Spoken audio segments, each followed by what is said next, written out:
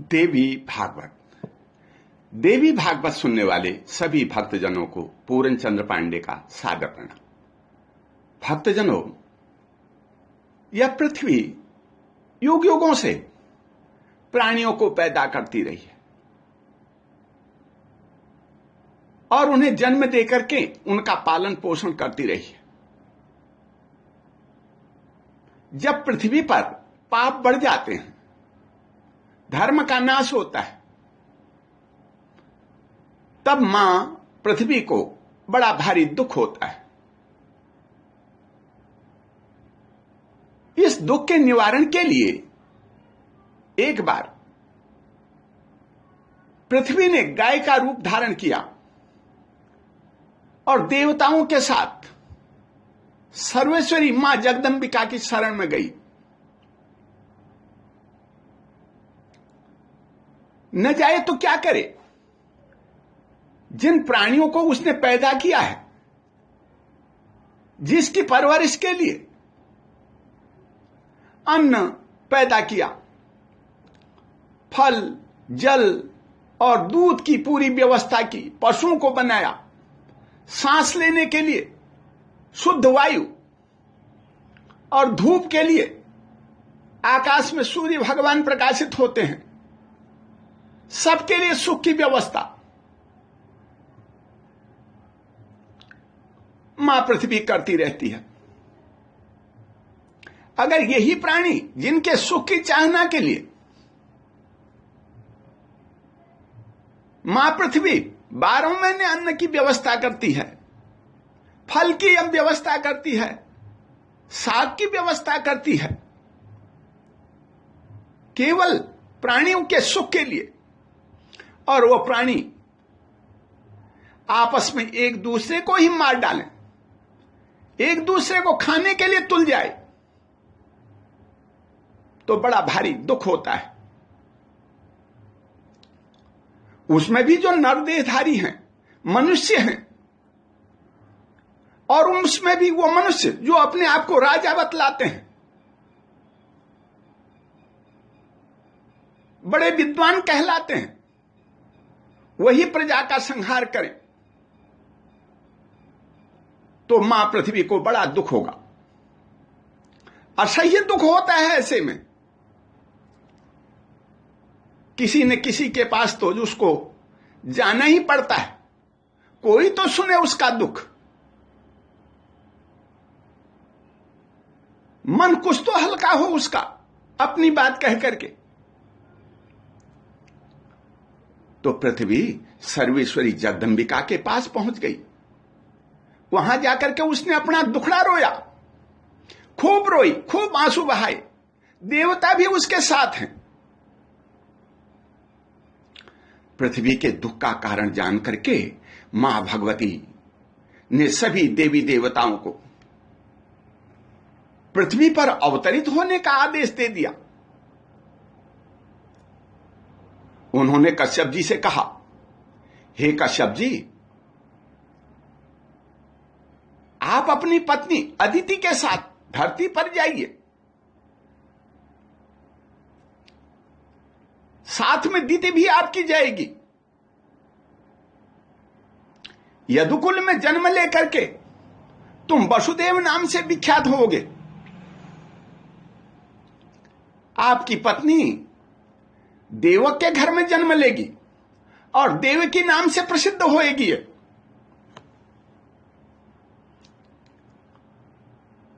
मां भगवती ने भगवान विष्णु को भी आदेश दे दिया, हे विष्णु, तुम्हें देवकी के गर्भ में जन्म लेना होगा। तुम्हारा जन्म किसी सामान्य जगह पर नहीं होगा, कंस के कारागार में होगा। महाभाग शेष जी भी देवकी के गर्भ में स्थापित होंगे। मैं उस गर्भ को खींच करके रोहिणी के उदर में स्थापित कर दूंगी और रोहिणी के गर्भ में से होने वाला ये बालक बलराम जी के नाम से प्रसिद्ध होंगे। मैं स्वयं उसी गोकुल में यशोदा के उदर से प्रकट होंगी। मेरे द्वारा तुम्हारे सभी कार्य सिद्ध हो जाएंगे। हे विष्णु, जब तुम्हारा अवतार होगा, बंदी गृह के केवाड़ स्वयं भी खुल जाएंगे, पहरेदार सो जाएंगे। जब आप पैदा होगे, एक बार देवकी और वसुदेव जी को अपना वह विराट स्वरूप दिखा देना, शंख चक्र गदाधारी भगवान का विष्णु रूप उनके सामने प्रकट हो जाना आप, ताकि वो समझ जाएं यह बालक कोई सामान्य बालक नहीं है जो कारागार में उत्पन्न हो रहा है। उन्हें लगे साक्षात विष्णु ही हमारी कोख से जन्म ले रहे हैं। उस समय मैं तुम्हें गोकुल ले जाने की पूर्ण व्यवस्था कर दूंगी। संसार में तुम श्री कृष्ण के नाम से प्रसिद्ध होगे। जन्म लेते ही मैं वसुदेव जी के साथ गोकुल से मथुरा पहुंच जाऊंगी। मथुरा पहुंचते ही मैं 8 भुजाओं वाली देवी के रूप में प्रकट हो जाऊंगी। उन तमाम दुष्ट राजाओं को बता दूंगी, तुम्हारा काल इस धरती पर जन्म ले चुका है। मां भगवती ने गाय का रूप धारण करने वाली पृथ्वी से कहा, हे वसुंधरे, तुम ही तो प्रकृति हो, आद्या शक्ति भी तुम ही हो। यह सारा संसार तुम ही ने बसाया है। नाना प्रकार के प्राणी, पशु, पक्षी, वृक्ष, लताएं, तमाम वनस्पतियों को तुम ही ने पैदा किया है। तुम में तो बहुत शक्ति है। तुम धैर्य धारण करो, घबराओ मत, रो मत, पोंछ डालो अपने आंसू को। मैं तुम्हारा भार हल्का करने के लिए, तुम्हारी मदद के लिए आ रही हूं। व्यास जी कहते हैं, प्राणियों का मरना, मरे हुए प्राणी का जन्म लेना, यह निश्चित है। देवताओं का मनुष्य बनना और मनुष्यों का देवता बनना, यह भी निश्चित है। जिस प्रकार चक्के का पहिया घूमता है, उसी प्रकार जीवात्माएं भी एक शरीर से दूसरे शरीर में, दूसरे से तीसरे शरीर में चक्कर काटती रहती हैं। जन्म मरण होता रहता है। जन्म लेना और मर जाना, यह सृष्टि का अनिवार्य नियम है। ब्रह्मा आदि भी इस नियम का पालन करते हैं। जन्म, मरण, बुढ़ापा, रोग अथवा सुख एवं दुख, जिसके लिए जो भी विधान निश्चित है, उसे वो भोगना ही पड़ता है। देखो, सूर्य और चंद्रमा तो किसी का कुछ नहीं बिगाड़ते। रात दिन इस धरती को प्रकाशित करने में लगे हुए हैं। चाहे कैसी स्थिति हो, वो अपना काम नहीं छोड़ते। सबको सुख देते हैं, प्रकाश देते हैं, ज्ञान देते हैं, जीवन देते हैं। इतना करने के बावजूद भी चंद्रमा पर कलंक लग गया। सूर्य को राहु ने ग्रस लिया।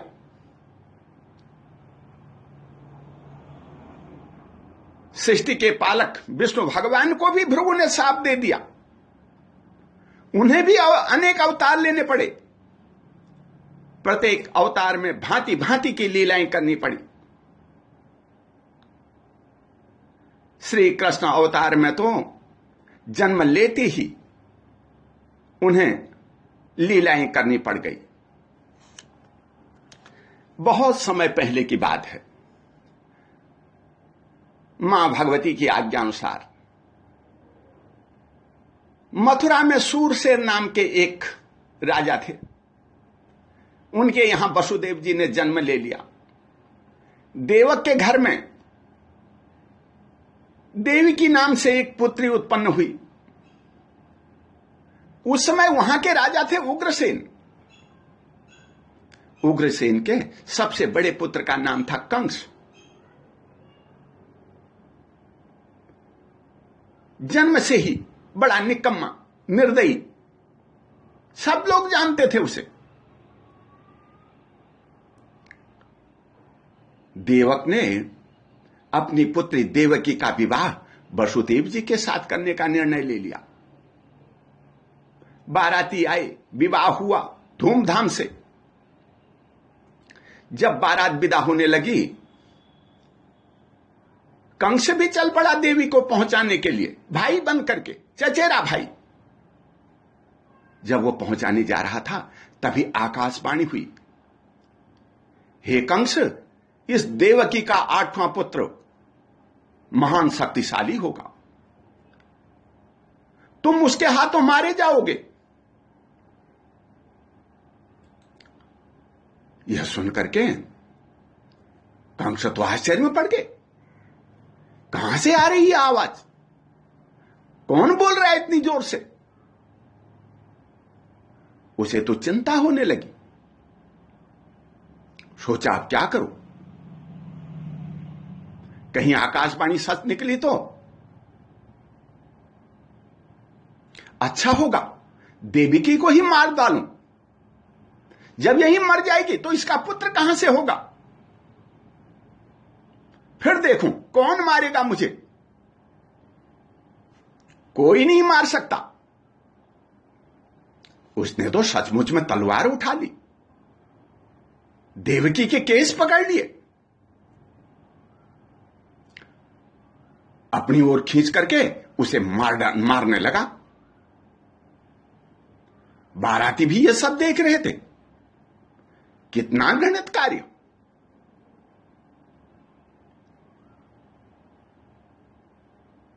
कंस, क्या हो गया तुम्हें? पागल तो नहीं हो गए?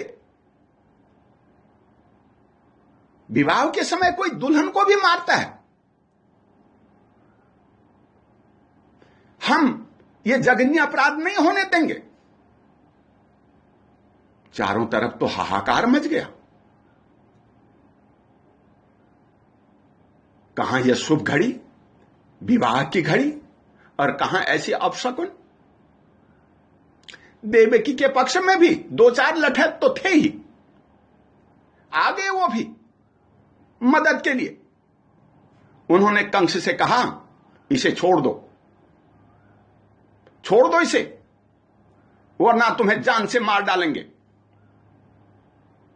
अब क्या था, बड़ा रोमांचकारी युद्ध शुरू हो गया। कंस भी कम नहीं था। जब लड़ाई हुई तो 2-4 बुजुर्ग तो जरूर वहां पर थे। उन्होंने आकर के लड़ाई बंद करवाई। कंस को समझाया उन्होंने, यह तुम्हारी आदरणीय बहन है, इसे मारना अनुचित है। यह भी विवाह की इस उत्तम अवसर पर स्त्री की हत्या, बड़ा घोर पाप। पाप लगेगा कंस तुम्हें। लोग क्या कहेंगे? तुम इतने बलशाली हो, चारों तरफ तुम्हारा यशमान है, फिर भी तुम एक स्त्री को मारने पर तुल गए। आज तक ऐसा अपराध किसी ने नहीं किया है। कंस, तुम्हारी चारों तरफ निंदा होगी। कितने मूर्ख हो तुम। एक आवाज सुन करके मारने लग गए देवकी को। हो सकता है किसी मायाई शत्रु ने तुम्हें गुमराह करने के लिए, तुम्हें भरमाने के लिए यह आकाशवाणी की हो न हो, यह तो किसी तुम्हारे शत्रु की ही चाल है। वृद्ध यादवों की बात सुनकर कंस ने झगड़ा तो बंद कर दिया, लेकिन अब भी घबराहट उसके अंदर है। क्या करूं क्या न करूं, सोच रहे हो। तभी नीति के जानकार वसुदेव जी ने कंस से कहा, देखो, देवकी के बच्चे उत्पन्न होते ही मैं उन सबको लाकर तुम्हें सौंप दूंगा, तुम जो चाहो वो करो। मैं सत्य बोल रहा हूं, दे दूंगा तुम्हें बच्चे। तुम देवकी का जोड़ा छोड़ दो, मत मारो इसे। वसुदेव के समझाने पर कंस ने क्रोध त्याग दिया। बारात इष्ट मित्रों सहित शीघ्र चल पड़ी और समय पर अपने घर पहुंच गई। देवकी वसुदेव के साथ घर में मर्यादा अनुसार जैसे सब स्त्री पुरुष रहते हैं रहने लगी। कुछ दिनों बाद समय आने पर उन्होंने एक सुंदर पुत्र को जन्म दिया। वसुदेव जी ने तो वचन दे ही रखा था कंस को।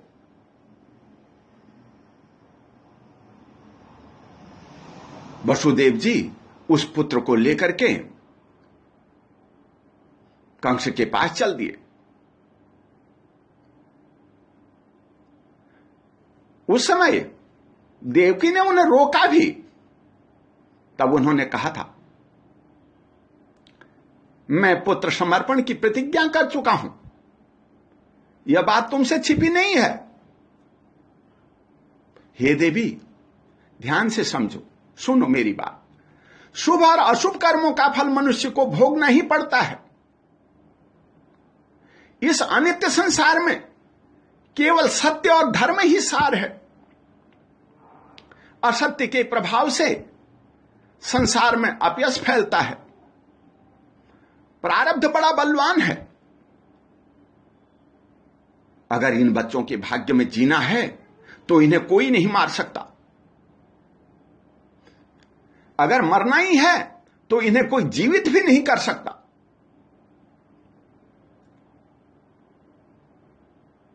तुम विधाता की लीला को, वरदान को समझो। पतिदेव की बात सुनकर के देवकी ने अत्यंत दुख के साथ नवजात बच्चे को वसुदेव जी को सौंप दिया। महात्मा वसुदेव जी बच्चे को लेकर के कंस के महल की ओर चल पड़े। मार्ग में जनता देख रही है, वसुदेव बच्चे को ले जा रहे हैं, वो भी मारने के लिए।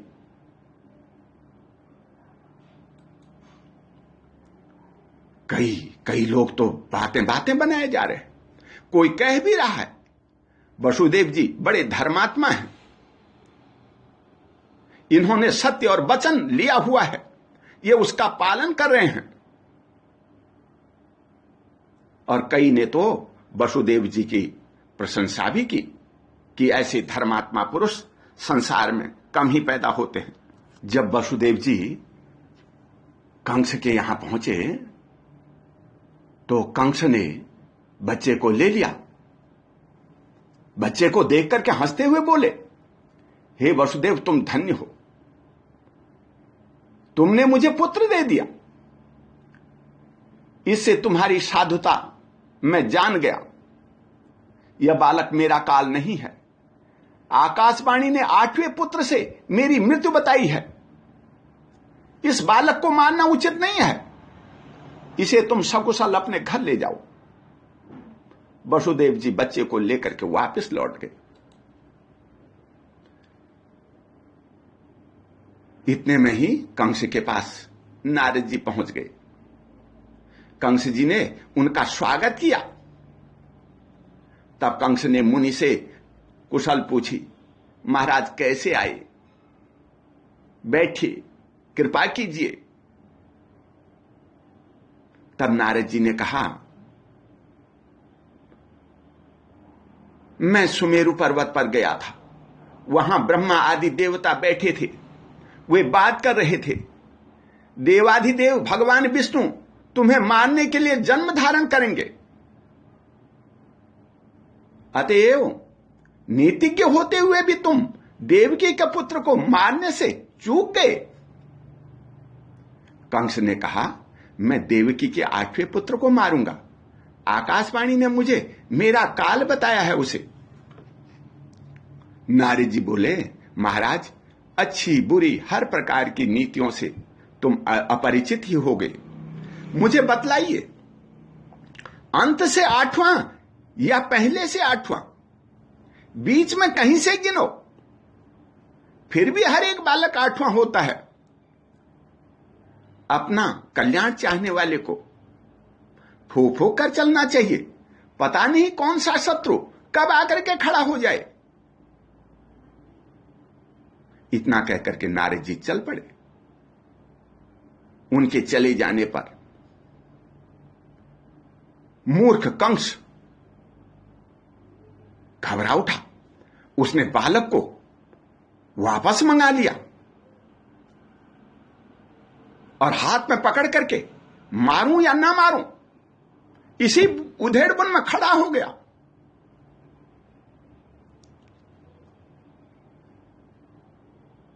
अब क्या करूं इस बालक का? बड़ा सोच रहा है। भागवत की यह कथा संदेश देती है, सत्य और धर्म पर चलने वाले काल की गति को भी रोक लेते हैं। मूर्ख मनुष्य दूसरों की बातों में आकर के जघन्य अपराध भी कर बैठते हैं। जो किसी के बहकावे में नहीं आता है, सत्य के मार्ग पर चलता है, मां भगवती उसी की रक्षा करती है। इसी के साथ ओम शांति। बोल जगत्यां जोता वाली माता तेरी सदा ही जय।